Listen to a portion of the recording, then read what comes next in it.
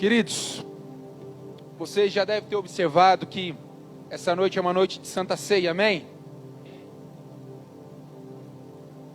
E não sei se você tem observado, mas praticamente uma vez ao mês nós estamos realizando o nosso culto de Santa Ceia. Eu vou pedir até para o louvor descer. A gente fazer os dízimos e as ofertas depois, que vai encaixar bem com a minha palavra. E eu estava meditando hoje exatamente sobre o nosso culto de Santa Ceia. Porque eu já conversei com algumas pessoas a respeito de Santa Ceia e tudo mais.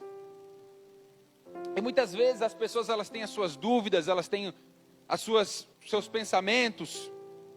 E se hoje alguém te perguntasse o seguinte: olha, me fala um pouco sobre a Santa Ceia, de repente o que você falaria?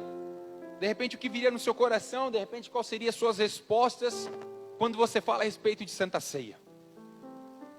Então eu quero que você nessa noite, você se desconecte de tudo aquilo que possa estar te atrapalhando. Se de repente o teu irmão aí do lado, ele conversa demais, ele te atrapalha demais, muda de lugar, tenha toda a liberdade. Mas eu quero que você se concentre em tudo aquilo que Deus tem para falar no meio, no seu coração, amém? Amém? Glória a Deus, eu preciso de você ligado, vibrando comigo. O que acontece é que muitas vezes eu e você, nós entramos num automático a respeito de tudo aquilo que se faz na nossa vida. A gente começa a fazer algumas coisas de forma tão automática, tão dinâmica, tão rápida, que naturalmente a gente perde o valor e o sentido de tudo aquilo que é feito. Vou dar um exemplo bem básico para você. Se de repente você for convidado para ir na minha casa comer um peixe, de repente eu te perguntar: e aí, o que você achou do peixe? De repente você vai dizer: olha, Carnã, bom, não é um dos melhores que eu já comi, mas é um peixe maravilhoso. Mas se de repente eu falasse assim para você: cara, eu acordei às 3 da manhã, eu peguei um barco, eu fui lá na casa do Cris, pesquei esse peixe à mão, lutei contra os peixes que estavam lá atrapalhando, peguei ele, vim para casa, limpei o bichão, não fiz frito para que você não tivesse o desprazer de comer um óleo, fiz ele na brasa com temperos naturais, colhido lá na roça do meu avô. Você ia dizer: caraca, velho, o que você ia me falar? O sabor, nesse momento, ele já não é tão importante. Por quê? Porque existe um valor agregado, amém? Então de repente quando você fala sobre algo que você experimenta, que você vive, para você de repente é algo tão normal e tão natural, porque você esquece do valor agregado que existe por detrás daquilo. Se de repente você ir na casa de alguém e a pessoa te mostrar uma coisa que ela fez, construiu, tu ia olhar e ia dizer o seguinte: é bonito, legal, mas ela te conta com tanta empolgação, com tanta felicidade, com tanto entusiasmo. Por quê? Porque ela passou aquele trabalho para realizar aquilo ali, amém? O nome disso é valor agregado. É uma coisa que o dinheiro não compra, que as pessoas não conseguem comprar, que as pessoas não conseguem aprender do dia para a noite. Por quê? Porque é um valor agregado. E quando nós falamos a respeito da Santa Ceia, a sensação que eu tenho no nosso meio cristão, não falando no sentido igreja somente, 4 paredes, é que a Santa Ceia ela perdeu o seu valor, porque ela se tornou um ato de religiosidade. É tão normal, tão natural, naquele domingo, é culto de Santa Ceia. Que bom, parabéns. É culto de Santa Ceia, legal, tem que vir com roupa de sair.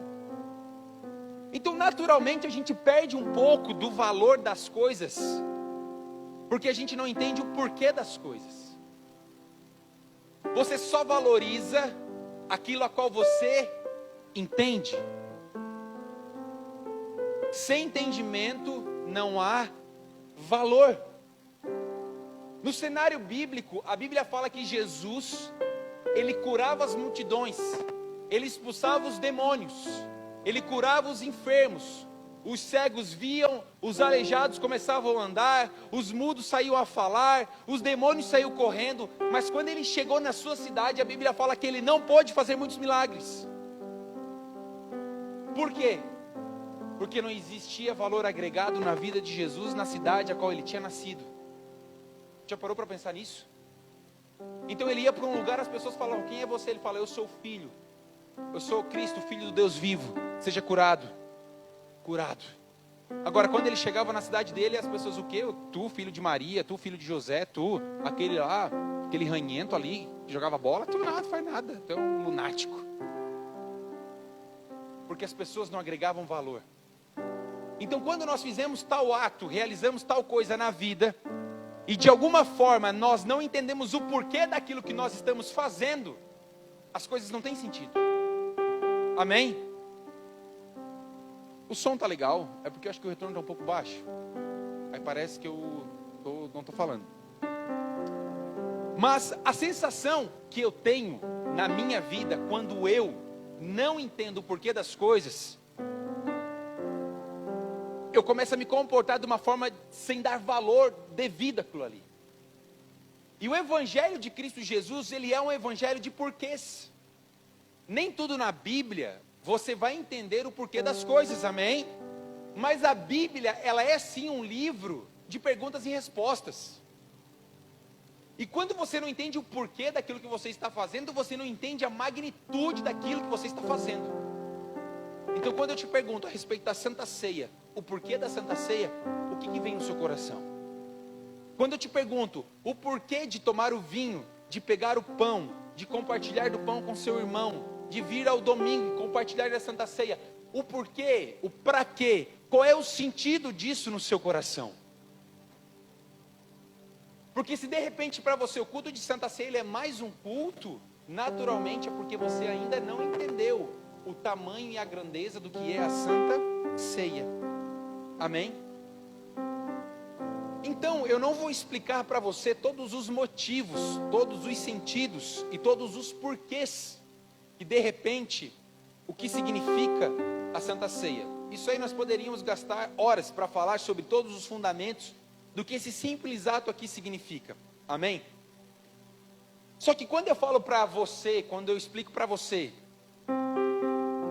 que tudo que você faz, sem saber o porquê, você acaba fazendo no automático. Naturalmente, trazendo isso para o cenário bíblico, tudo que você faz, sem saber o porquê, você faz por religiosidade. Tudo que você faz nessa igreja, tudo que você faz na sua caminhada cristã, sem entender o porquê, você faz por religiosidade. Na verdade, eu vou te explicar melhor. Tudo tem um porquê. Você de repente está aqui essa noite por quê? Se você não entende o real motivo de estar aqui, você está fazendo por um outro motivo, que não é o real. E esse que não é o real, de repente é uma atitude de religiosidade. Ou seja, eu vou à igreja porque o fulano me convidou e eu sou obrigado. Eu vou à igreja porque o meu marido está me enchendo o saco. Eu vou à igreja porque a minha mãe me enche o saco. Você está aqui por um ato de religiosidade. E todo ato de religiosidade que vem do ser humano tem por objetivo fazer com que ele se aproxime a mais de Deus. Amém? Você tem que ficar ligado comigo porque nós vamos aumentar o sarrafo, amém? Então tudo aquilo que o ser humano ele faz, acreditando que está fazendo com que ele se aproxime mais de Deus, ele está fazendo como um ato de religiosidade. Então eu quero dizer para você que a Santa Ceia não muda a vida de ninguém.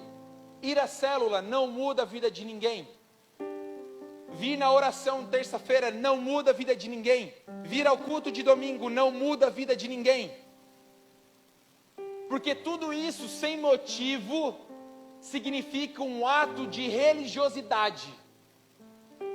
Toda ação sem direção, toda ação sem porquê, nada mais é do que um ato de religiosidade.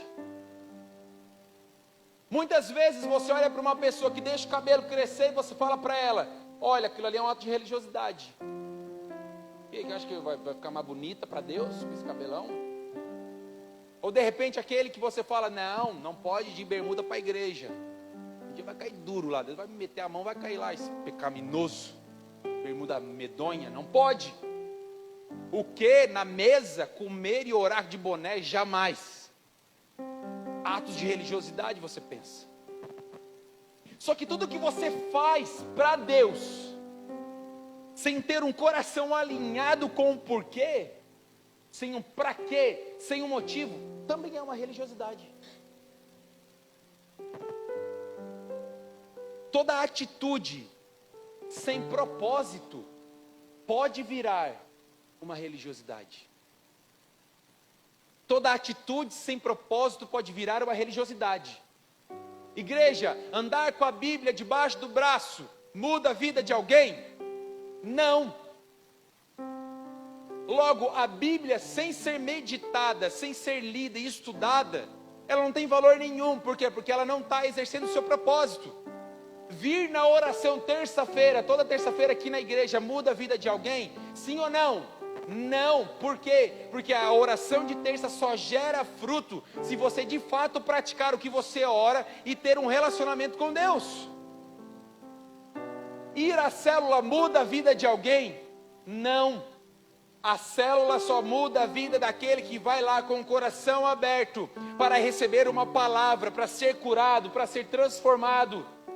Amém? Toda atitude sem propósito pode virar um ato de religiosidade. Então, esteticamente, você não é um religioso. Na sua mentalidade, você não é um religioso. Eu não sou religioso, Cainã. Eu sou um cara acessível, eu sou um cara tranquilo. Eu aceito todo mundo. Eu sou um cara de boa. Eu não pratico nenhum tipo de julgamento. Eu sou um cara suave na nave. Eu sou religioso. Não tenho nenhum tipo de ato que eu acredito que eu faça que vai melhorar ou não melhorar o meu relacionamento com Deus. Sou um cara tranquilo. Só que se você vai na célula sem propósito, você é religioso. Se você vai na oração sem propósito, você é religioso. Se você bate carteira todo domingo aqui e você não faz o que tem que ser feito, você é religioso. Então, naturalmente, a busca não é para onde eu estou indo, mas é entender, cara, peraí, qual é o propósito desse negócio? Porque eu preciso pegar o pão e o vinho, né, o tangue, pegar o pão e o tangue e pegar e me perguntar, mas para quê? Por quê? Qual é o real sentido disso daqui para mim? Sabe? Porque a Bíblia fala que nós não devemos participar da Santa Ceia de forma o quê? Ninguém leu essa parte? De forma indigna. E muitas vezes você pensa, não, participar da Santa Ceia tem que ser de forma indigna, tem que estar o quê? Com roupa de sair, barba feita, perfumado. Tem que ter pecado quando? Não, já deu 24 horas daquele pecado. Não pode estar devendo para ninguém, cheque especial, deixa eu pensar aqui, não falei mal de ninguém. Acho que hoje dá para tomar. Não tem nada a ver com isso. Quando a Bíblia fala sobre participar da ceia de forma indigna, é você não dar a ela o verdadeiro valor e o verdadeiro sentido que ela merece. A você que se considera um pecador, participe da Santa Ceia. Se Jesus andava com os piores, com os mais necessitados e trazia para perto dele, quem somos nós para criar tal ato, para fazer separação entre quem pode e quem não pode? Amém? Então, logo participar da Santa Ceia sem a consciência e sem o entendimento do que é, para quê, para onde, por quê, isso é participar disso daqui de forma indigna. E eu vou ser bem sério para você, eu acho que isso se estende a outras áreas da nossa vida cristã. A oração que você faz, ao casamento que você tem, no louvor que você toca, na palavra que você ministra, na célula que você ministra. Para quê? Por quê? Qual é o sentido, Pai? Tenho muita coisa para falar para você e eu quero que você preste muita atenção, amém? Então logo eu preciso saber o porquê que eu estou compartilhando do sangue, compartilhando do cálice, compartilhando do pão. Eu preciso saber para quê, porque é isso que dá sentido. Então o primeiro fundamento que eu quero lançar na sua vida essa noite, presta atenção em mim, amém? Na sua vida cristã, todos os atos, todos os movimentos, eles existem sim um porquê e um para quê. A sua oração tem que ter fundamento, a sua liderança tem que ter fundamento, a sua pregação tem que ter fundamento, Aquilo que você está buscando em Deus tem que ter fundamento. Aquilo que você está desejando, os seus sonhos, precisam ter um fundamento em Deus. E você tem que entender o para quê. A Bíblia fala que o meu povo morre pela falta de conhecimento. Só que isso ele falava a respeito do Antigo Testamento e que de alguma forma se estende ao Novo Testamento. E você vai entender o porquê disso aqui no final da pregação. Eu e você podemos sim ter acesso de forma racional naquilo que Deus quer. Presta atenção no que eu vou falar. Deus ele é espiritual, mas eu consigo de forma racional entender o porquê e o para quê de muita coisa. Não todas, amém? Só que muitas vezes no andar da carruagem, por a gente achar que espiritualmente é mais fácil se mover, a gente acaba tropeçando os pés. É muito mais fácil eu falar assim para você, deixa eu te dizer uma coisa, não vai dizimar e ofertar, né? Deixa que o gafanhoto vai bater lá na tua porta. Tá preparado? Sai daqui, fura um pneu, não entende por quê, né? Sai daqui, né? A empresa tá lá, passa dificuldade, não sabe por quê, né? Não dizima, não oferta, é muito mais fácil. Falar sobre dízimos e ofertas, por exemplo, com base e fundamento no medo. Você fica, caraca, eu dizimo e oferto com medo. Meu Deus do céu, tá um cenzão nesse negócio aí. Não dá errado, pai. Deixa os 4 pneus lá, Deus. Só que a Bíblia fala que Deus ama aquele que dá com alegria. A alegria é provisão de um coração que está enraizado no entendimento. Tu acha que um Deus que expulsa a tristeza, expulsa o medo, expulsa a angústia, ele precisa de uma ferramenta chamada medo para te subornar ou tirar algum dinheiro da tua vida? Jamais. O dízimo e a oferta, por exemplo, é uma manifestação da gratidão por tudo aquilo que você entendeu na cruz do Calvário, que nós ministramos aqui na Santa Ceia. Então, de forma racional, eu posso sim falar o seguinte: o quê? Gafanhoto, ladrão, na minha casa não. Eu entendo intelectualmente, no meu espírito, a minha vida foi comprada na cruz do Calvário. Isso não bate na minha porta, não. Aí o abençoado chega para te falar: tu que pensa, tu não consegue ver o mundo espiritual. Eu não vejo, mas eu sei, está escrito aqui, ó, eu sou vitorioso sobre todas as coisas. Ponto. Racional, compreendendo o mundo espiritual. Só que quando nós falamos a respeito da Santa Ceia, as pessoas se perguntam: mas por que do cálice? Por que do sangue? Por que do pão? Porque a gente poderia de repente falar sobre a madeira, por exemplo, trazer o significado da madeira, trazer o significado do cenário. Só que biblicamente falando, o Antigo Testamento, ele tem toda uma construção, e eu não tenho tempo aqui para detalhar para você, mas eu queria te dar uma dica essa noite.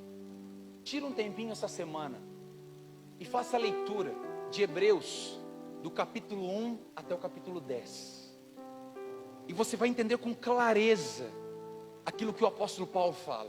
Se você não entender, você pode me chamar no particular, no Instagram, enfim, e você vai observar com tanta clareza o que o apóstolo Paulo fala, o porquê de algumas coisas que nós fizemos aqui dentro dessa igreja. Então, Kainan, por que tu está falando sobre isso? Porque é interessante que você saiba do que você está fazendo, amém?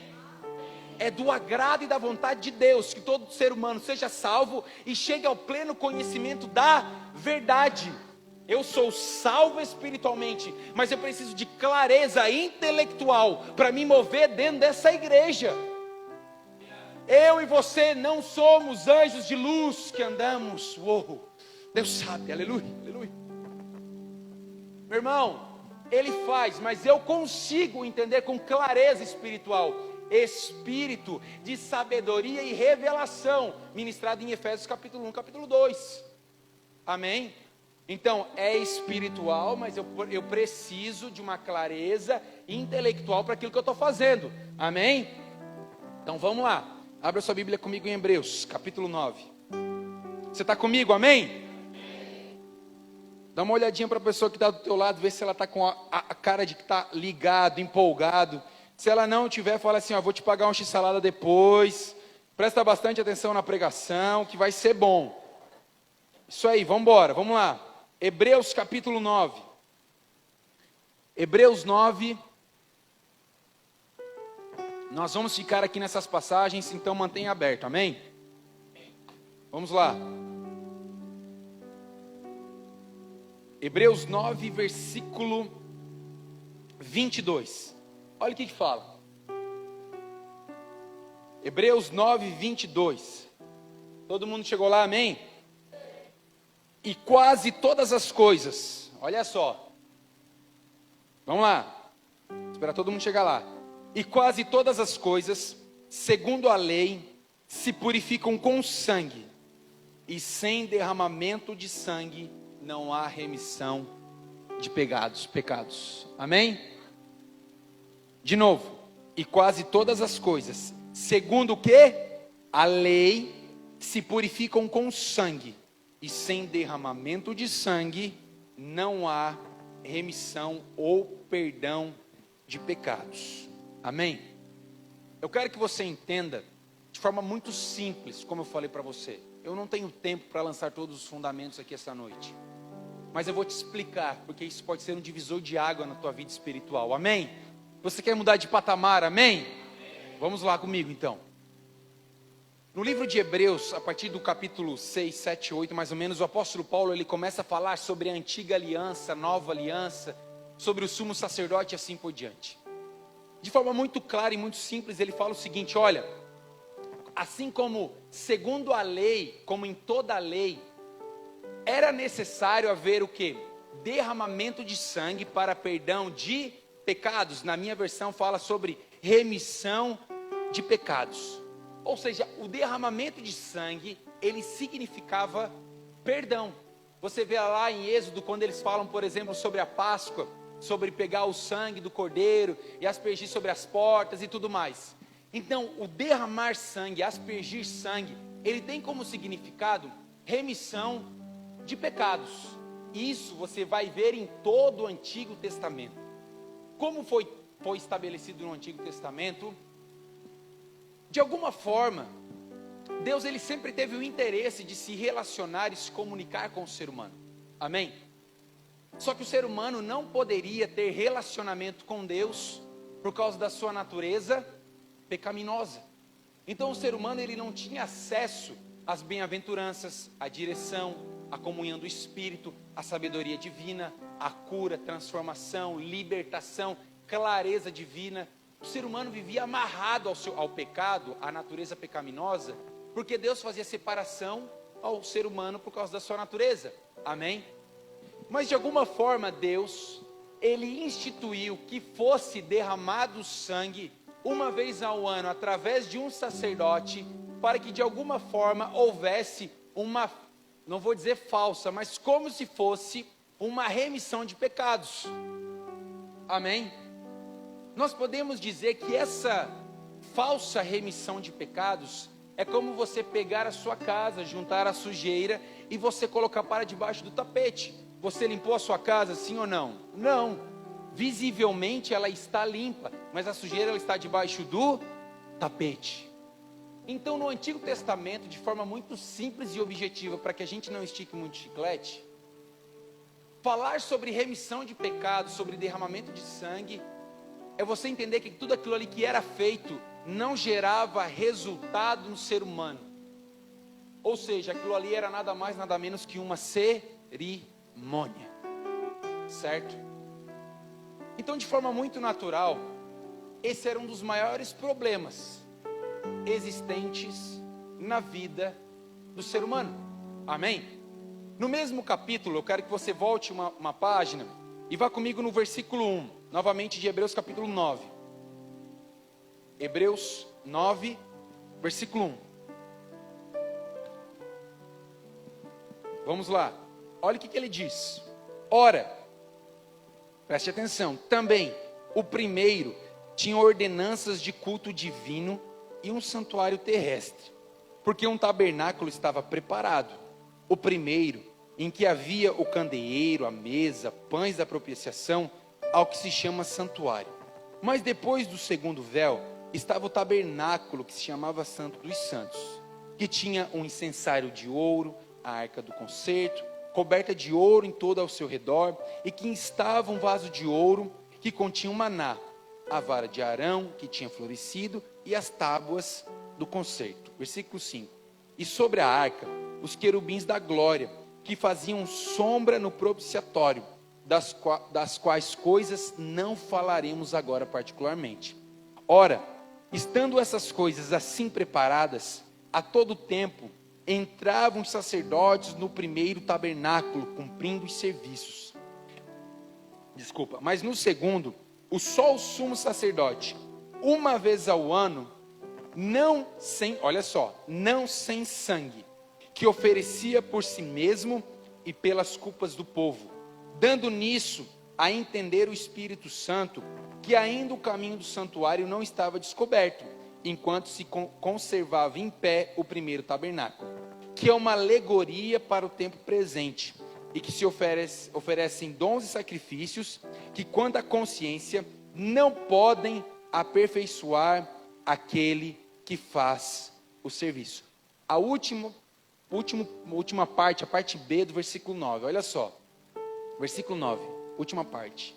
Quanto à consciência, não podem aperfeiçoar aquele que faz o serviço. Capítulo 10 agora, por favor. Vamos lá.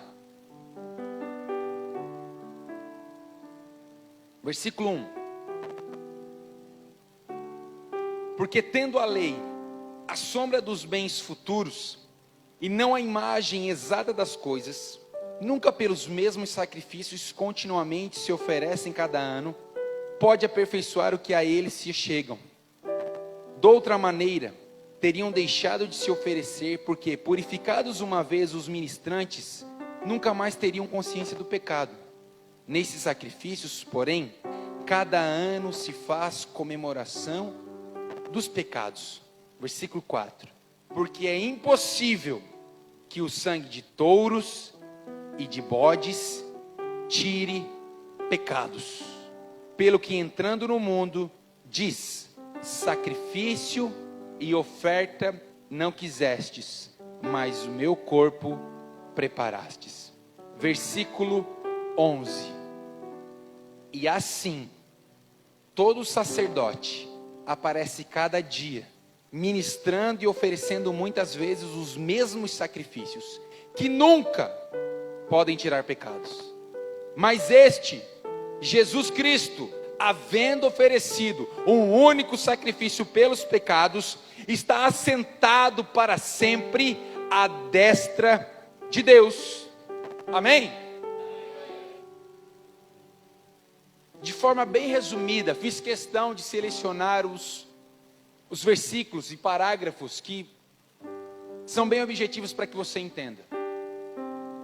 Os sacrifícios, o sangue derramado no Antigo Testamento, Paulo é muito claro ao dizer, cara, não gera resultado, nada mais era do que uma atitude de religiosidade. Então o ser humano, ele tinha uma natureza pecaminosa, que por mais que ele fizesse o sacrifício, ele saía dali e ele não tinha a opção de praticar boas obras, ele não tinha a opção de ser guiado pelo Espírito Santo, ele não tinha a opção de acessar a sabedoria divina. Ele saía dali e naturalmente ele cometia pecados. Por quê? Porque a sua natureza o levava aquilo ali. É como se ele tomasse uma atitude de forma natural e uma pessoa chegasse e falasse: ei, tu está cometendo um pecado. Claro que não estou cometendo, é minha atitude natural, isso está em mim. Como assim? Eu faço isso desde que eu nasci. Desde que eu me entendo por gente, eu falo dessa forma, eu estou agindo dessa forma, eu penso dessa forma. Como assim eu estou errado? Assim era antigamente. Porque o ser humano, ele não tinha a opção de ter a consciência do Espírito, daquele negócio de se perguntar: cara, será que eu estou certo? Não é por aqui, é para lá. Ele não tinha essa opção. Então, a obra, a cerimônia do Antigo Testamento não gerava resultado. Mesmo sacrificando e tendo derramamento de sangue, o ser humano continuava refém dos pecados. Mas a Bíblia é muito clara ao falar que um sacrifício foi feito uma única vez.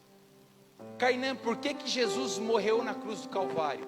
Eu poderia falar para você diversos motivos. Mas Jesus Cristo, preste atenção, morreu para resolver o principal problema de todo ser humano.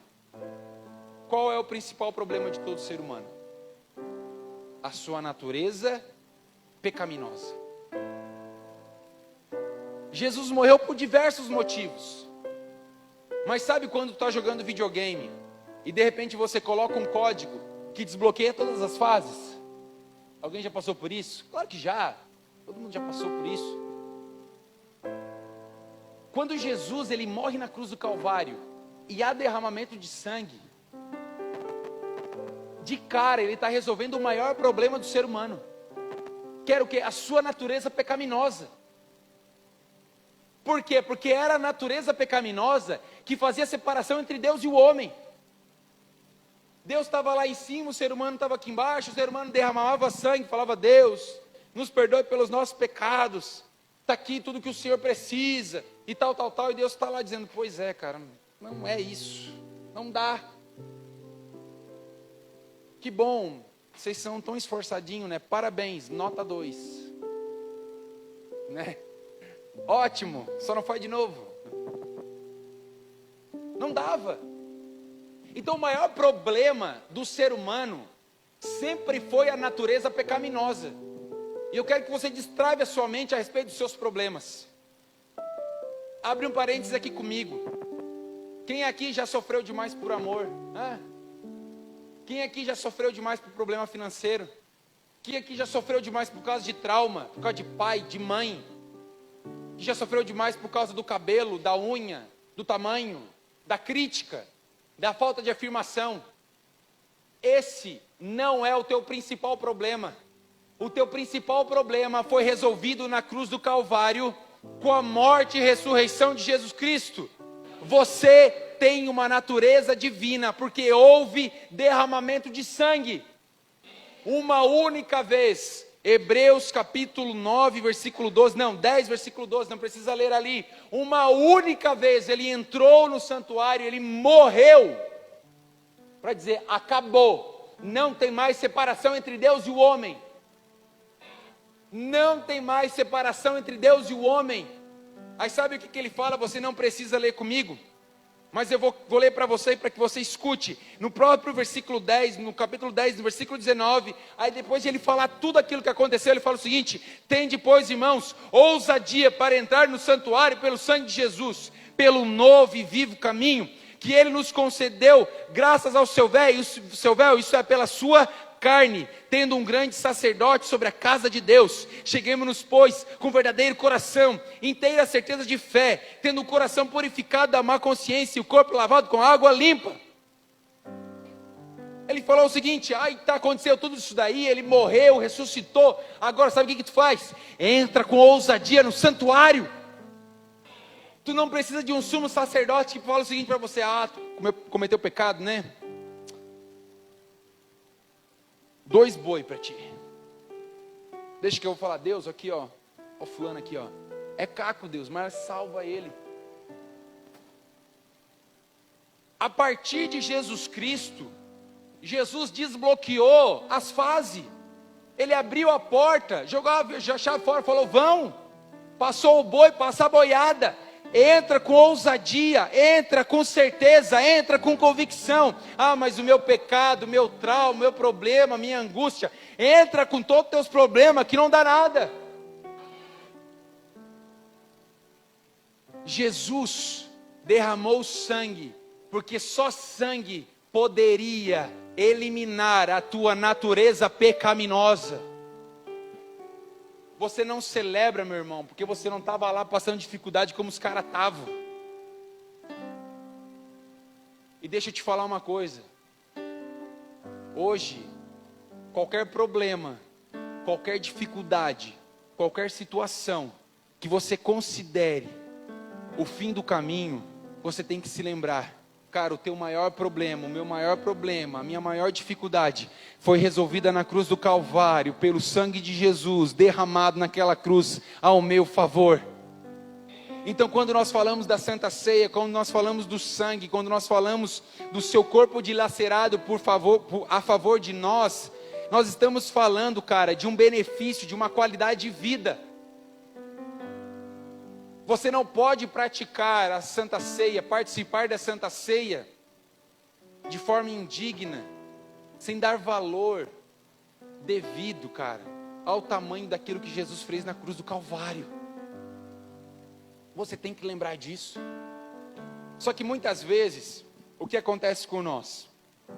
A gente acaba duvidando de muitas coisas, né? A gente acaba entrando, cara, será que é tudo isso? Será que foi dessa forma mesmo? Eu convido a você a estudar de forma mais dinâmica Hebreus, por exemplo. Porque Hebreus, ele traz com clareza tudo aquilo que eu estou falando para você de diversas formas, em diversas passagens. Só que eu não sei se você lembra, eu já estou encerrando.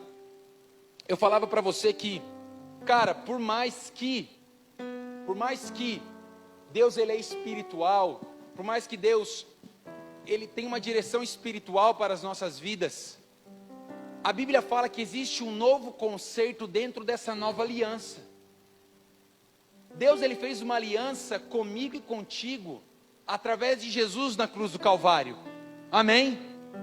Então existe uma nova aliança para nós.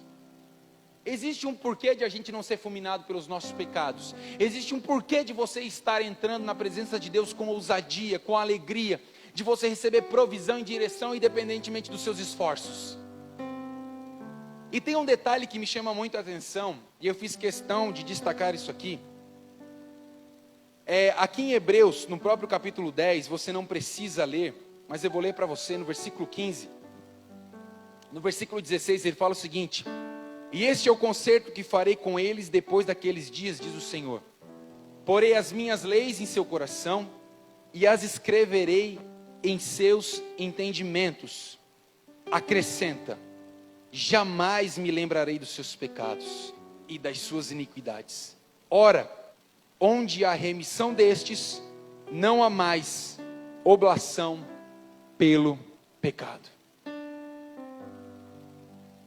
Ou seja, o apóstolo Paulo, ele fala o seguinte, cara, Cristo entrou uma única vez no santuário, ele morreu uma única vez, ele derramou sangue uma única vez, e o seu corpo foi dilacerado uma única vez, acabou. Dos pecados de vocês, Deus, ele não lembra mais. Só que ele diz algo que é muito interessante, que ele fala o seguinte: nesse novo conceito, eu porei neles as minhas leis em seu coração e escreverei em seu entendimento as minhas palavras. Olha só, ele fala sobre as leis, sobre o coração e sobre o entendimento. Assim como eu falei para vocês, Efésios capítulo 1, em outras passagens, o apóstolo Paulo, ele ora falando o seguinte: olha, eu oro para que o espírito de sabedoria e revelação ilumine a vocês os olhos do entendimento. Por que eu estou falando isso para você? Que por mais, vou repetir, que nós estejamos desfrutando de algo espiritual, se faz necessário o entendimento racional. Amém? Você está aqui porque você está desfrutando de um conhecimento intelectual e racional. Amém? Você precisa disso. A Bíblia fala que o povo perece pela falta de conhecimento, no Antigo Testamento. Hoje eu e você só padecemos e passamos dificuldade na vida pela falta de conhecimento se nós formos preguiçosos. Porque todo conselho, toda direção e toda sabedoria se encontra na Bíblia. Então, se tu quer sabedoria conjugal, financeira, espiritual, de relacionamento, de cura, de seja lá o que for, tu vai para a Bíblia e tu adquire sabedoria, amém? A Bíblia fala que Deus, ele dá sabedoria gratuitamente a todo aquele que busca, amém? Só que eu estou falando isso para você, que por mais que a obra de Cristo, ela foi feita de forma natural, morrendo naquela cruz e ressuscitando ao terceiro dia, o entendimento, ele também é espiritual, mas ele também é de forma natural, intelectual, racional. A sua fé, ela é espiritual, amém? Só que você alimenta a sua fé através do conhecimento da palavra, que ela é racional. Então o espiritual junto do conhecimento racional, eles caminham lado a lado. Como eu disse para você, nem tudo você vai saber o porquê das coisas, mas em grande parte a Bíblia ela vai te dar uma direção. E eu estou falando tudo isso, construindo todo esse fundamento na sua cabeça, para que você entenda algo muito claro, certo? Preste atenção. O acesso espiritual naquilo que Deus tem para a sua vida, ele te permite a experimentar de uma direção. Mas o conhecimento intelectual te permite desfrutar de uma sabedoria. O acesso que Cristo liberou te permite a saber uma direção espiritual que com clareza os seus olhos naturais não conseguem observar. Amém? Mas esse acesso espiritual, ele também te dá permissão a entender algumas coisas de forma intelectual. Então o espiritual junto do intelectual, eles caminham lado a lado. A igreja ora, mas a igreja também lê e estuda sobre aquilo que ora. Amém? A igreja prega e ministra de forma espiritual, mas a igreja também se envolve com coisas naturais, entendendo o porquê das coisas. Amém? Então quando Jesus, ele morre na cruz, ele ressuscita ao terceiro dia, ele estava dizendo para mim e para você: ei, vocês são libertos. Quando ele fala o seguinte: olha, sem derramamento de sangue não há remissão de pecados.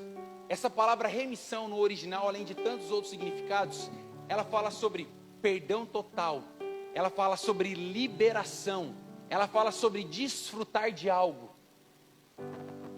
Então você precisa entender que espiritualmente falando, você já está livre através de Cristo Jesus. Amém? Espiritualmente falando, na cruz do Calvário, você está livre. As amarras do pecado, os espíritos malignos. Ei, Cristo foi lá e te liberou, você está livre. Eu te redimi na cruz do Calvário. Mas, Carlinhos, por que nessas áreas de repente eu não ando, não frutifico e não vou para frente? Porque junto com toda libertação espiritual, se caminha uma renovação intelectual.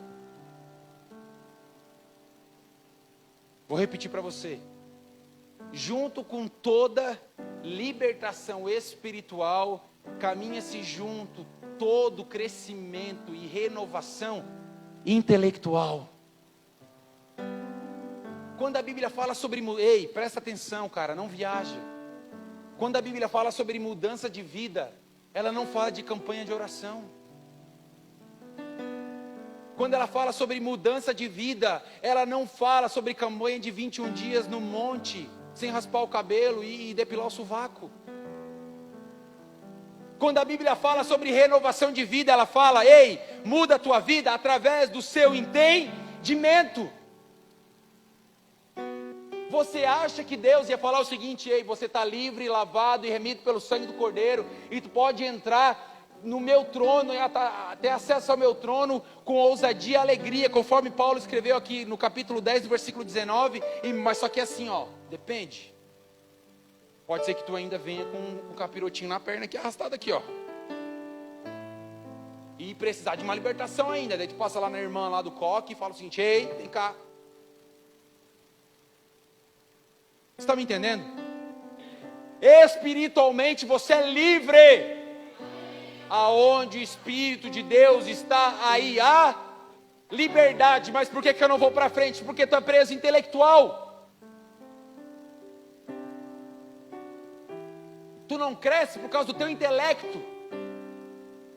Tu não cresce pela falta de conhecimento. Porque você não deixa que as escamas caem dos seus olhos. Porque você vive dentro de uma caixinha igual há 27 anos. E quando você despertar para isso, meu irmão, você vai renovar o entendimento, vai virar a chave, você vai se olhar no espelho e vai dizer: o que é isso mesmo? É mesmo? É isso? Caraca, velho, eu estou livre. Não precisa ter medo. Pode ir para frente. Posso multiplicar, posso ser ousadia. O maior problema de todos ele já resolveu. E o restante, Ele também vai resolver. Cara, eu vou dar-lhe pau. Para que você vai ficar amarrado, se sentindo preso espiritualmente, se Jesus, na cruz do Calvário, a Bíblia fala que Ele morreu uma única vez. Tu acha que se tu está preso espiritualmente ainda, será que Ele vai ter que voltar lá e morrer de novo? Sim ou não? Ai não, então tá, Jesus morreu na cruz do Calvário, mas Ele não te libertou ainda de todos os espíritos. Mas é o seguinte, tem uma pessoa lá que ora, que aquela lá sabe. Nem Jesus sabia. Acorda, irmão. É muito mais fácil tu acreditar numa mentira contada de forma espiritual. Sabe por quê que você acredita? Porque você não tem conhecimento, meu irmão. Aí de repente a pessoa vem com, ei meu irmão, eu tive uma visão aqui, tu está preso no mundo espiritual. Tu fala que nada, meu irmão, isso é mentira. Racional, ó. E é racional, não acredita no mundo espiritual. Acorda, irmão. Acorda. O espiritual caminha junto com o conhecimento intelectual. Tu quer ter conhecimento das coisas de Deus? A Bíblia fala que Ele revela no teu espírito revela o teu conhecimento. Lê isso em Coríntios. Desperta. Então, quando a gente faz as coisas aqui de forma natural, eu preciso entender o poder daquilo que foi feito lá no mundo espiritual. Mas para que isso seja feito de forma digna, eu preciso estar sempre com o meu conhecimento, o meu intelecto sendo renovado, amém? É isso aí, você entendeu, amém? Amém. Se você não entendeu, vai estar no YouTube, acesse lá, amém? Assista 10 vezes até você pegar a chave, amém?